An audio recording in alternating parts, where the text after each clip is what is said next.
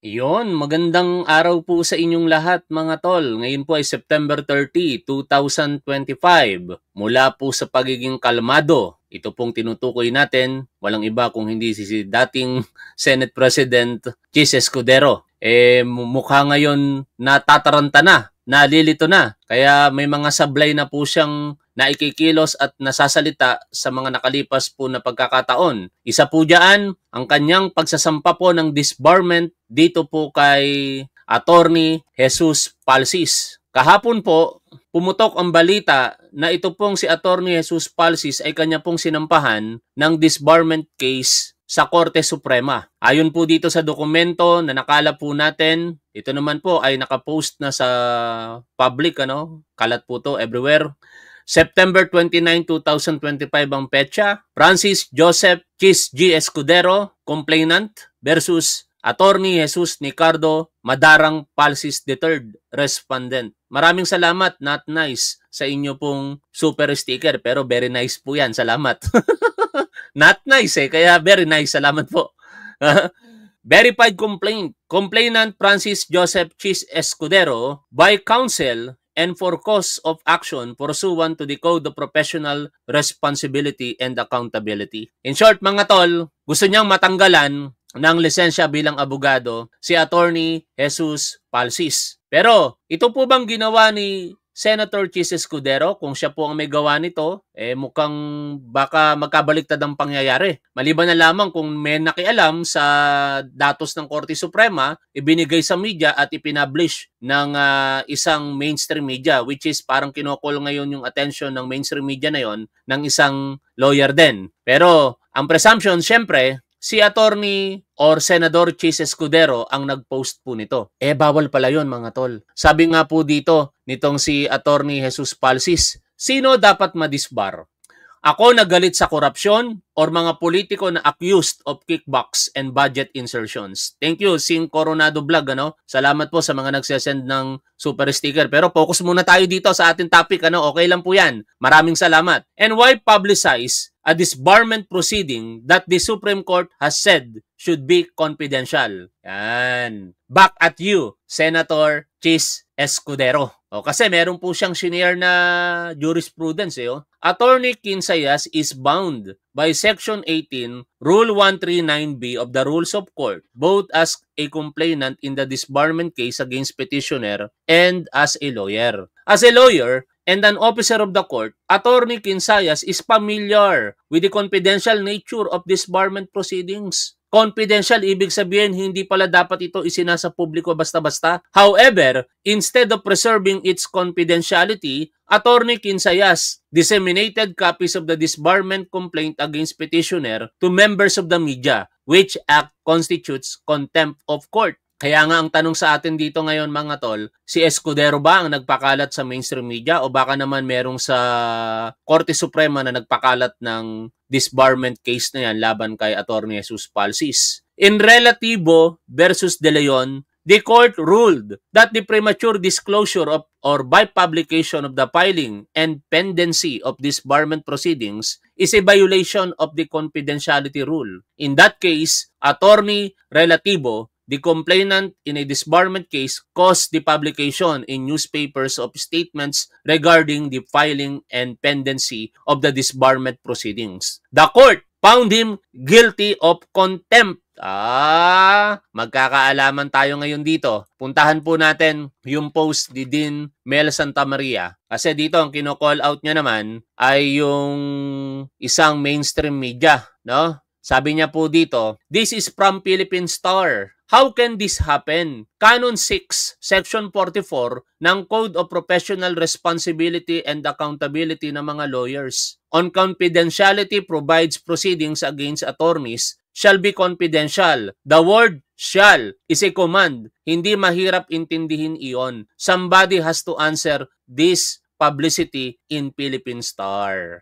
Yan Kaya tingnan natin kung sino pa ang magiging liable diyang kinalaunan. Pero ito po ay pagpapakita kasi na mukhang napupundi na ang isipan nitong si Senator Chis Escudero. Kaya nagkakaroon na siya ng mga, I should say, mga miscalculated judgment sa kanyang mga pahayag particular sa public. At ito ay kaugnay, syempre, dahil siya ay direkta ng pinangalanan ng isang sangkot sa maanumalyang flood control projects po na ito na dating undersecretary ng DPWH, walang iba kung hindi si Engineer Roberto Bernardo. Ngayon, sa balita po na ating pong re-reaksyonan, ito nga po yung naging privilege speech niya kahapon kung saan ang dami pong mga pwede nating suriin na kung tutuusin si Escudero din ang makakasagot. Pakinggan po natin yung summary na lamang. Wag na po yung kabuuan. Ang haba ay kulang-kulang 30 minuto yung kanyang privilege speech tapos hindi man lang siya pinansin. Pakinggan po natin ang balita dito mga tol. Itinuro ni Senator Chis Escudero si dating House Speaker hintuturo.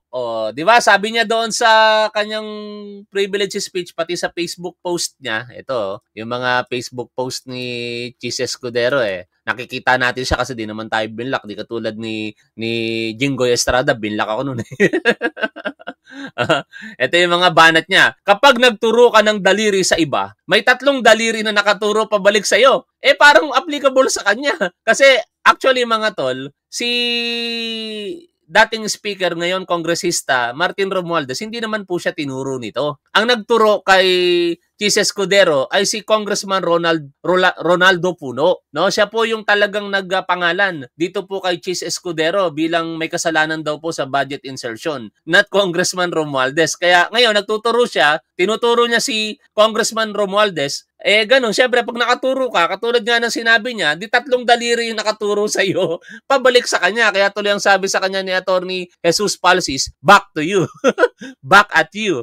Sige, eto tuloy tayo rito. Romualdez na nasa likod ng umano'y scripted na investigasyon sa mga flood control project. Sabi pa ni Escudero, ginamit ng kongresista ang national budget para itulak ang impeachment ni Vice President Sara Duterte. Maraming salamat, Honesto Pantalla. Na script ng DDS ang mga pahayag ni Escudero na malinaw anyang isinusulong ang personal na ambisyon. Nakatutok live si Mav Gonzalo. Ito na. Talagang ang daming na clickbait kahapon, kahit ako, na biktima tayo ng akala natin may pasabog si Senator Chis Escudero talagang inabangan ng lahat. Biruin ninyo, tumala na naman sa kasaysayan natin bilang vlogger yung nanonood sa atin kahapon, bagamat hindi nito nalagpasan yung nangyaring kudeta sa Senado noong September 8. Pero ang nanood po sa atin kahapon, combined ay nasa 11,000. Kasi akala natin may mga pasabog tayong maririnig kay Chis Escudero. Pala ang pinasabog yung kanyang hintuturo. Pinasabog papunta. Para siyang nagtawag dito yung ray gun. Pagka Ghost Fighter ba yun?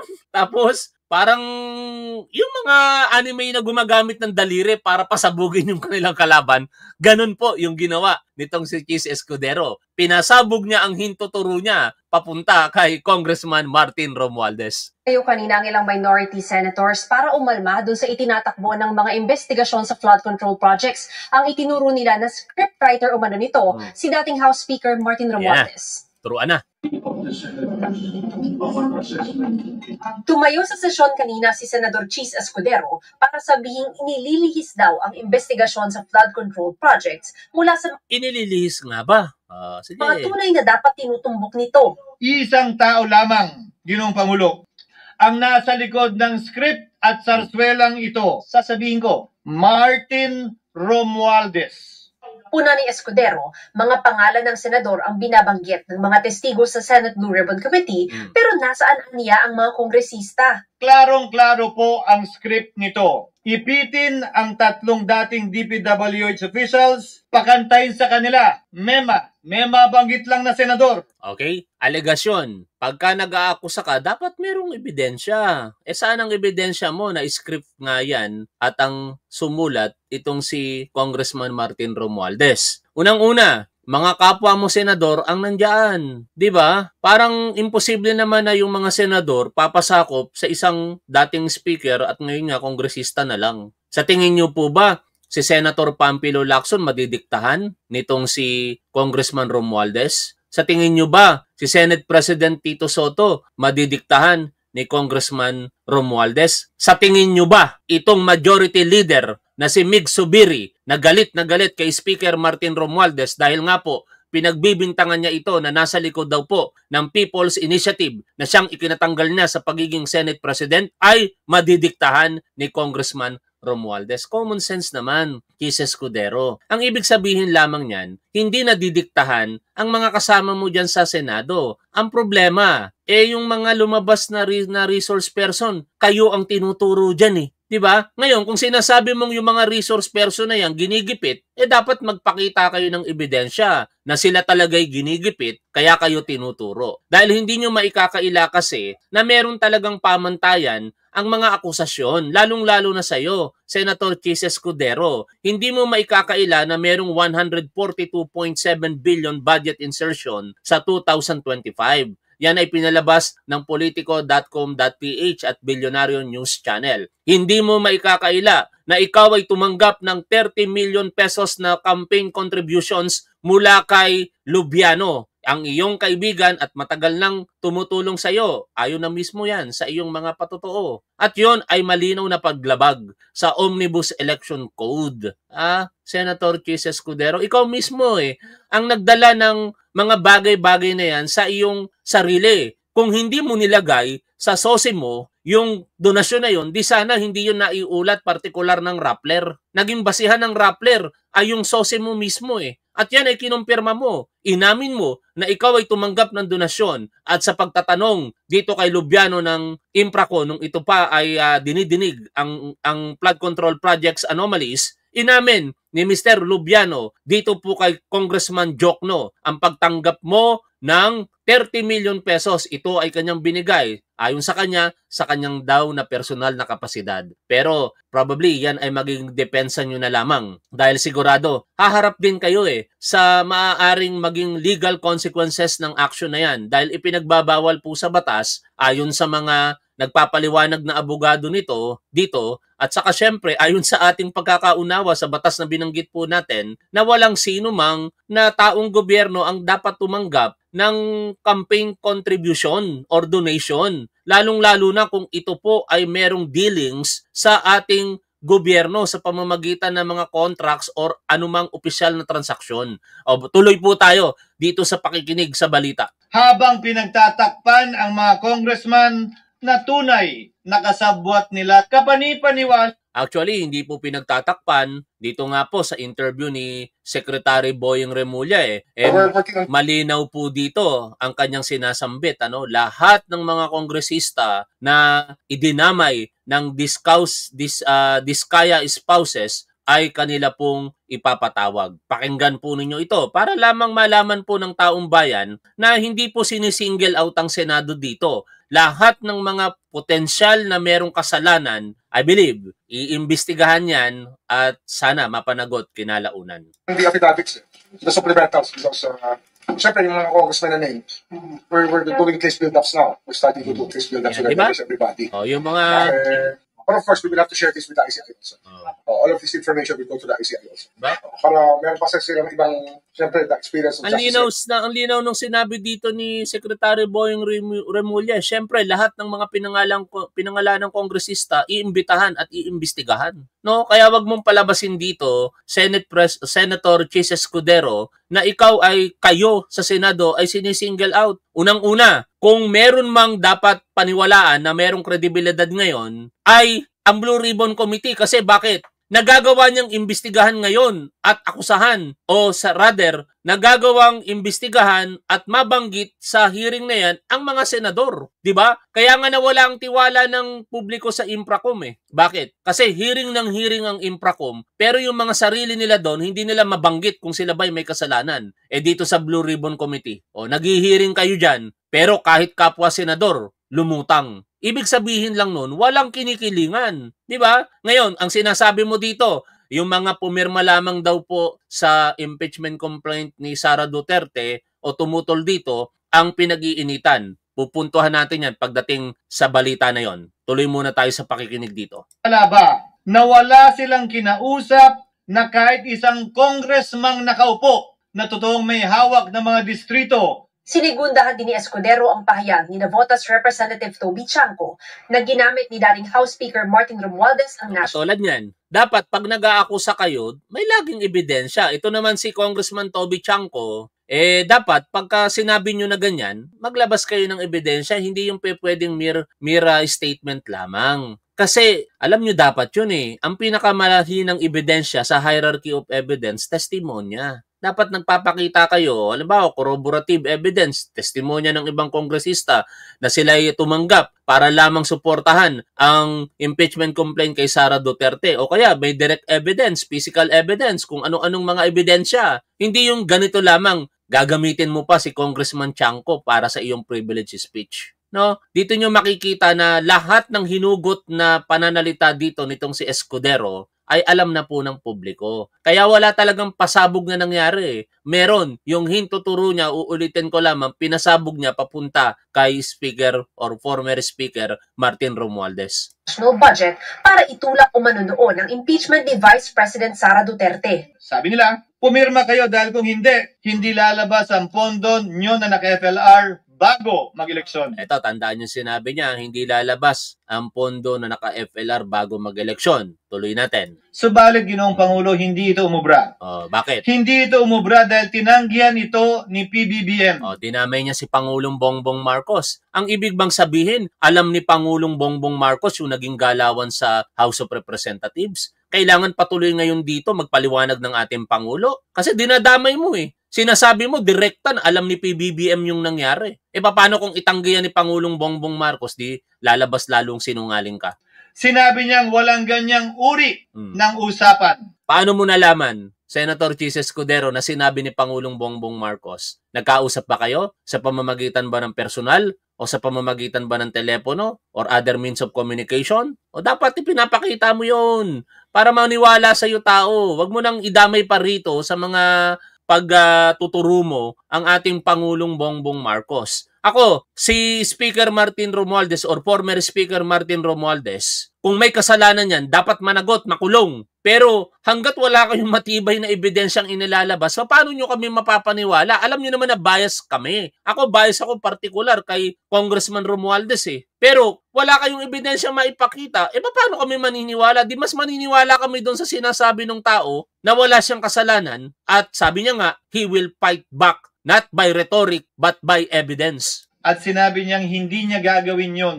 Kaya't hanggang ngayon, nananatili pa rin for late release ang mga questionableng pondo nila. Totoo ba yan? Tandaan ninyo to. Hindi po totoo yan. Kaya po, for later release, yung mga pondong binabanggit, hindi po dahil sa impeachment ni Sara Duterte. Dahil po yan sa mga kaliwat kanang kontrobersiya na nakita ng ating Pangulo. Siyempre, hindi niya naman pwedeng ibeto ang buong GAA 2025 Kasi pag nangyari yun, ang daming mga programang maapektuhan sa gobyerno. Kaya ang magagawa na lamang ng Pangulo, yung mga apparent talaga, kitang-kita na, binoto niya.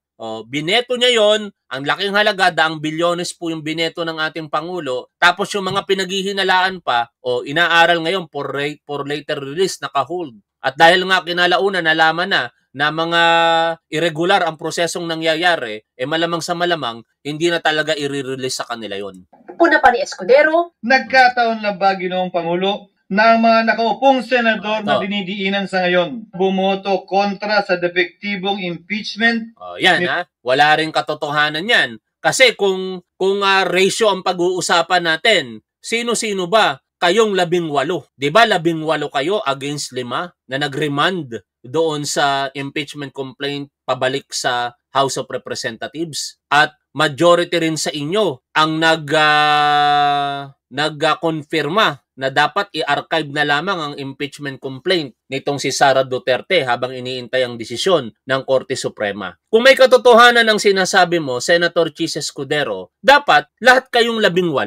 Sino-sino lang ba kayong napangalanan? Ikaw, Senator Joel Villanueva, Senator Nancy Binay, bagamat mukhang mahina kaya hindi po nakasama sa inirerekomendang kasuhan sa National Prosecution Service. Nabanggit ko na ba si Villanueva? Si Jinggoy Estrada, no? Apat kayo, di ba? 3 aktibo, ikaw, Senator Joel Villanueva, at Senator Jinggoy Estrada. Tapos merong former senator na si Bong Revilla.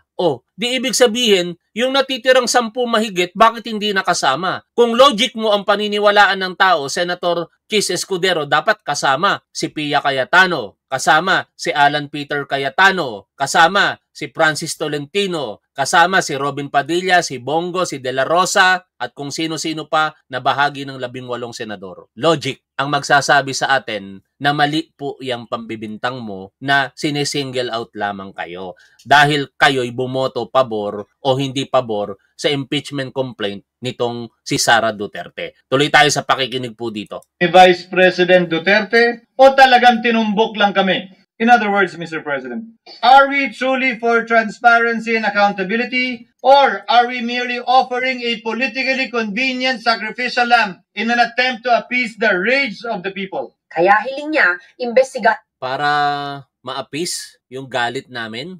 mapakalma, no? Hindi totoo yun, Senator Chis Escudero. Lahat ng may kasalanan dito gusto naming managot. Lahat, kahit mga kongresista, kahit ang dating speaker kung sila'y may kasalanan. Kaso lang, kayo yung tinutumbok ng mga ebidensya ngayon, kaya nagagalit ang tao sa inyo Tingnan nyo, galit ba ang ibang tao sa ibang mga senador dyan sa Senado? Di ba hindi naman? Galit ang tao, for example, kay Alan Peter Cayetano, kasi DDS siya. Kasi sumusuporta siya kay Duterte, politically different sa paniniwala ng mga galit sa kanya. Pero hindi galit ang tao kay Alan Peter Cayetano dahil nag-insert siya ng budget. Dahil siya'y sangkot sa korupsyon kasi lahat yun hindi po nabibintang sa kanya. Sana makita niyo yun Kaya nagagalit sa inyo ang tao, Senator Chis Escudero, dahil sa mga akusasyon na ito sa inyo. At ang daming mga circumstantial evidence na kumakalat. Balita ng mainstream media. Tapos, nagtanong ako kanina sa ating Facebook page. Sabi ko doon sa post natin, salamat Omega Sparrow Total, binanggit mo si Hart. Bakit kasi? Nadamay ka pa. Eto tuloy, nagtanong tayo dyan.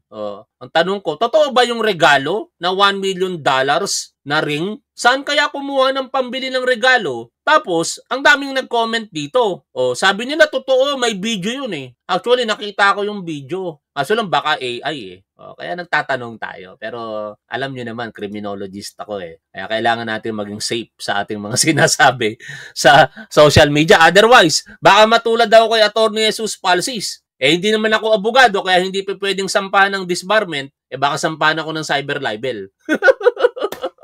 Gamitin natin ang utak natin, hindi lamang po tapang. Ngayon, balik po tayo dito sa pangangatwiran nitong si Escudero. ang lahat ng nabanggit na personalidad, hindi yung pinagdidiskitahang mga senador lang. At dapat kasama dito si Martin Romualdez.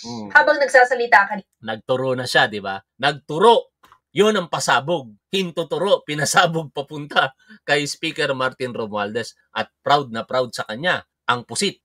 Itong isa rin sa inaakusahan ng korupsyon, si Sara Duterte. Palakpak. si Escudero ay nasa session hall si Vice President Sara Duterte Palakpak at nakikinig. Sagot naman ni Romualdez, Ayan na, hindi sagot. expose, kundi isang DDS script ang talumpati ni Escudero. Basahin natin yung kabuuan ng kanyang pagsagot. Sabi po ni Congressman Martin Romualdez, I listened to the privilege speech. Nakinig po ako sa privilege speech ni Senator Chis Escudero. Nang may respeto o with respect, mali yata yung pagkakatagalog ko, ang narinig ko ay hindi po expose, kung hindi isang DDS script. Basahin ko na nga lang yung English.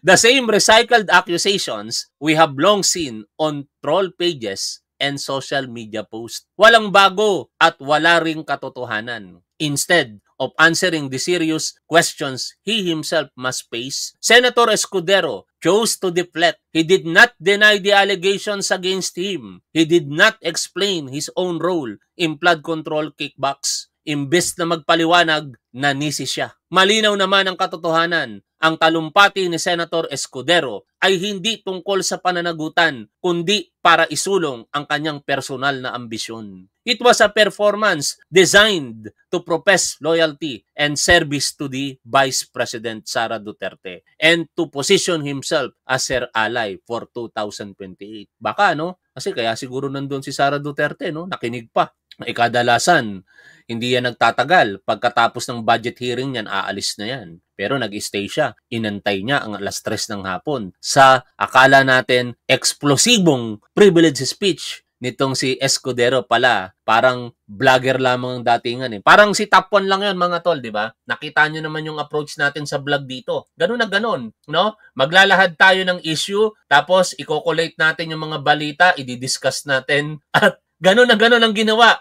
Parang nag-vlog sa Senado itong si Senator Chis Escudero. Tuloy po natin ang pagbasa. Ang tunay na pinagsisilbihan ay hindi ang katotohanan, kundi ang sariling interes at plano sa politika. For my part, I will continue to cooperate. Yan ang dapat, di ba? With every impartial investigation. My record can withstand scrutiny. Wala akong itinatago. As for Senator Escudero, kung tunay na pananagutan ang hanap, sa presinto na siya magpaliwanag. O yan, paliwanag ka raw sa presinto, Senator Escudero. Imbes na magpaliwanag, nanisi raw ang senador.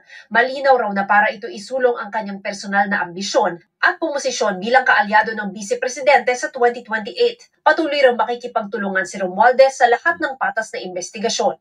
Hinihinga namin ng pahayag dito si Escudero. Sa gitna naman ng mga kwestiyon sa kredibilidad, ipinagtanggol ni... Ito, ibang usapan na to. Si Rodante Marcoleta na yan. Pwede rin natin pag-usapan yan, na separate live streaming. Huwag na natin guluhin ang ating isipan kasi simple lang ang sagot dyan ni Senator Ping Lacson Share ko na lamang sa inyo Pero in a separate live streaming, pwede natin pag-usapan yan. Ito, asartalo sila There is a saying, the loudest one in the room is the weakest. He is overly vocal, boastful, or aggressive so he can create an image of strength through noise. It is best to ignore and make him stand on an empty platform. Kaya pala, yung mga pag-iingay nila kahapon hindi na pinatulan ng majority ng senador na si Ping Lacson.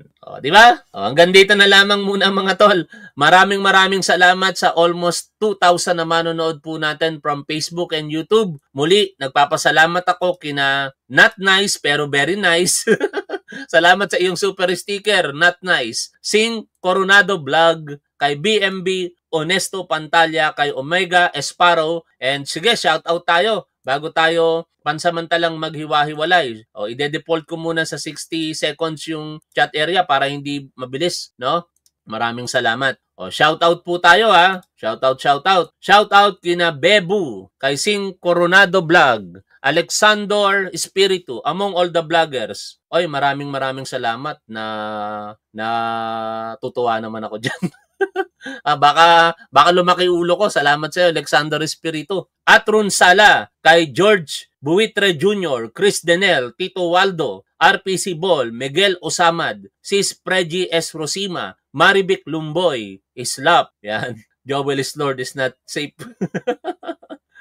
Tessie Lumibaw, Daisy Almenario, Marites Silvania, Lisa Rosol, Aishreen Lagmay, Imelda Uamil Tolentino, Aris Garabillas. Comment kayo kasi pag ni-replay ko ito, kasama pa rin kayo sa shoutout. Naisip ko na pati yung shoutout sa huli, wag ko nang tanggalin para kahit paano yung replay, naririnig nyo yung sarili ninyo. Aries Garabillas, Pretty JP, Leia Apostol, Rebecca Sonyo, Lourdes Binluan, Pido Bundalian, Islap Soil Vlog, Hampas sa Lupa, Islap Soil. Jasmine, Maria Pepa Lisok, Di Bulaqueña, Erlinda Dangkalan, Lori Henderin, Melda Andres, Jinskit, Albert Granada, Dami Castro, kay Bombi Deldacan, ako si Chungkoy, Elizabeth Bakulkol. Yan, salamat po. Kay Beverly Wegan, Lolita Escobar, Alfonso Ines, Gel, Gina Rayman, Edgardo Montano Jr., Michael Aluwag, P8 Story mo to, Mimi Taiwan, Ming Remodo, ay malay ko, parang ay malay ko, parang salita yun ay malay ko. Mami Best Friend, Jocelyn Jimenez, Rayon Enicose, yan. salamat sa pagbati. Matagal pa po birthday natin, ha? October 20 pa birthday ko. Pero pagka niloob po ng Diyos, magpapa-feeding program po ako. Ha? Yung lugaw. Gagayahin natin yung mga maglulugaw. Danang, thankful na rin sa issue na ito. Mapipilter ng taong bayan sino dapat iboto sa 2028. I agree. Christina Dugay, Ate G, Pasita Castillo, BMB, Swani, yan. Kay Cloud 123, Liana, salamat po. Adel Dicang Telino, alam niyo, pag sinuri natin yung mismong kabuuan ng talumpati ni Chis Escudero, ang dami natin bebenggahin doon. Aso lang, wag na. Nakaka-irita din eh. Paring Ian, Jenny Ramos, Corazon Duyugan, Myra Manasis, Nognog. Ikaw talaga, Nognog. Mababasa ko na naman yung huli. O Nognog, shoutout sa'yo. Amando Seraon, Judas ang Duterte. Tapuan, paulit-ulit lang naman sinasabi nila pag dumit ka sa DD Sheets. O nga eh. Estella Pulhencio, Lolit Plata, Camille Penaranda Ganotisi, Nico Rose Ramos, Jocelyn Flores P, Islap, shoutout for me, for us. Ano yan? Get real. Ano yan? Hindi ko na magets eh. Islap. Paulina B. Aguilar, Tess Madera, Bombi Del Dacan, Bernie Maliwat, Netbegs, Imelda Castro, Remy Pimentel, salamat po sa inyo. Imelda Castro, Elvira Arangote, Loretta Pagalilawan, Hil Caparos, Conrado Cabanilla, Agnes Saldivar. Alam nyo mga tol, lahat tayo dapat magalit sa korupsyon. Wala po dapat tayong santuhin dito. Pero ako naniniwala ko walang kasalanan si Pangulong Bongbong Marcos.